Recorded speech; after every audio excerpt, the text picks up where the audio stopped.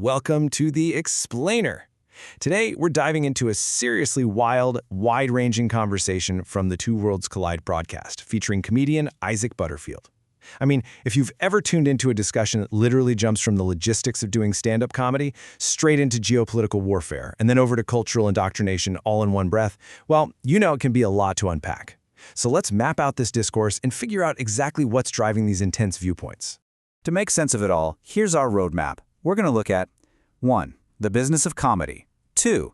Australian political disillusionment. 3. Education and culture wars. 4. Drone warfare and security. And finally, 5. Podcasting and fatherhood. Let's get right into it. Section 1. The business of comedy, specifically looking at bureaucracy versus intimacy and the underlying economics of modern stand-up down in Australia.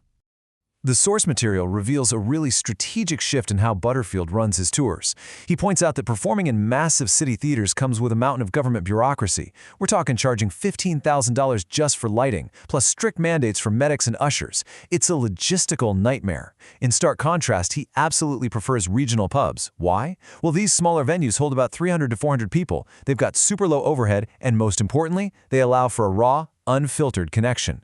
It completely bypasses all that red tape. Actually, his own words hit the nail on the head here. He says his ideal crowd is like 300 to 400 in a dark, dank room where everyone's real close and you can say horrible shit and everyone just agrees that it's okay. For him, it's all about finding these intimate spaces where highly polarizing humor is just mutually accepted by the audience, totally away from the institutional scrutiny you'd find in major city halls. Section 2. Australian political disillusionment. It turns out, this deep distrust of institutional bureaucracy doesn't just stop at comedy venues. It bleeds entirely into their view of national politics. The hosts express this profound disillusionment with traditional political powers in Australia. They point out that following the Bondi incident, there was a massive, accelerated loss of public trust in the government's ability to focus on the right issues. They argue that both major parties have completely abandoned everyday working-class citizens. The Labour Party gets called out for being captured by identity politics and corporate interests, straying way far from its union roots. Meanwhile, the Liberal Party is slammed just as hard for passing online safety acts that the hosts view as aggressive censorship and anti-free speech. And because they're rejecting both sides, they discuss right-wing figure Pauline Hanson, framing her as the only authentic anti-establishment alternative who actually puts Australia first. Now, as they dig into the why behind all this, why the establishment operates this way, the conversation takes a decidedly conspiratorial turn. They bring up the Fabian Society.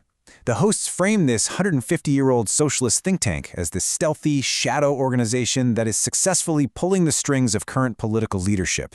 They describe it as a wolf in sheep's clothing strategy, designed to slowly subvert modern policies and steer the country toward communism, completely under the public's radar. Which brings us to Section 3, Education and Culture Wars. Because these overarching political anxieties don't just stay locked up in government buildings, they act as a true battleground of ideas in everyday life. The speakers argue these anxieties are playing out directly in everyday Australian culture and education, and they outline some very specific cultural grievances to prove it. For instance, they view welcome to country ceremonies at daycares and sporting matches as psychological manipulation designed to dilute citizen land ownership.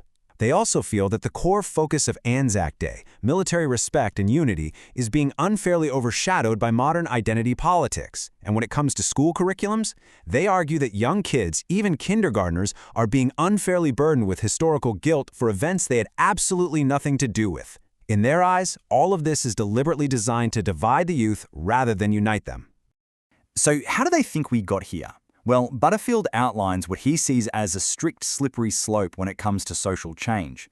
He argues that what might start as single, seemingly reasonable concessions, like legalizing gay marriage or having a debate about the date of Australia Day, inevitably trigger a relentless cascade of radical shifts. According to his worldview, a classic she'll-be-right attitude from Australians allowed the goalposts to be moved. And that, he claims, results in extreme outcomes today, like teaching 52 genders in schools, or the push to completely change the national flag. To him, there is simply no room for compromise. If you give an inch, you lose the whole culture. Section 4. Drone warfare and security. Here, we're looking at both global and personal threats as the conversation takes a really sharp pivot. We move from domestic cultural anxiety straight into a profound, almost paralyzing fear of global conflict. Looking at the current global landscape with its spot fires of conflict around the world, they focus heavily on how cheap, accessible tech is radically altering security. They ask one chilling question: what happens when technology outpaces diplomacy? Butterfield points to the terrifying accessibility of drones as the ultimate modern threat. I mean, think about it. He points out that you can go buy a toy drone for $30 at Kmart. Then he extrapolates that to the horrors of modern warfare we're seeing in overseas conflicts. The hosts paint this nightmare scenario of a coordinated swarm of 50 self-seeking explosive devices. They argue that this kind of cheap, remote-controlled tech makes traditional physical defense strategies virtually obsolete. It basically allows bad actors to effortlessly bypass domestic security to execute terror attacks. At one point, the buzzing sound of a drone is literally compared to the terror of incoming bomber planes in World War II. Because of these perceived global threats, and coupled with the intense personal backlash and threats he gets for his polarizing comedy, Butterfield details a rigorous, combat-style personal security protocol. Listen to this. Whenever he steps into a public space, he immediately scans the entire environment. He maps out multiple escape routes. He constantly monitors the hands of anyone approaching him. And for his live events, he retains a team of ex-military Special Forces personnel. He wants people who know how to operate under extreme adrenaline and combat pressure just to ensure his safety. Finally, Section 5, Podcasting and Fatherhood. To survive this landscape, the conversation zooms back into the highly personal realms of building an independent media business and the grounding force of family. This part of the explainer really serves as a blueprint for alternative media survival. Butterfield shares a crazy anecdote about applying for a government grant through Screen Australia for a ghost hunting show. He says he was rejected simply because his crew didn't meet specific diversity quotas for LGBTQIA+ and Indigenous representation. So, to counter this gatekeeping, they rely on three main strategies. First, bypass traditional funding bodies entirely. Second, embrace AI to generate content rapidly without needing industry permission. And third, utilize direct-to-consumer merchandise sales to fully fund their independent platforms. They're relying directly on the fans who support their uncensored approach. But grounding all of this strategy in core personal values is the number one. That is the total number of bedtimes Butterfield claims to have missed in his son's entire 3.5 years of life. Despite a grueling 50-show tour schedule, he prioritizes having his family on the road with him. He's absolutely adamant about not being an absentee father, aiming to protect his child from the very institutional and cultural forces he spends his career critiquing.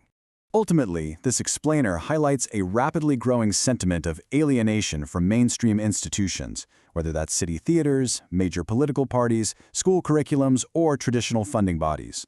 So, as we wrap up, we are left to ponder this absolutely crucial question. As traditional media continues to fragment, will the explosive growth of these highly independent, fiercely loyal, and politically charged alternative media ecosystems eventually bridge our cultural divide? Or will they just push us further into entirely isolated realities? Thank you for joining me on this deep dive, and keep asking the big questions.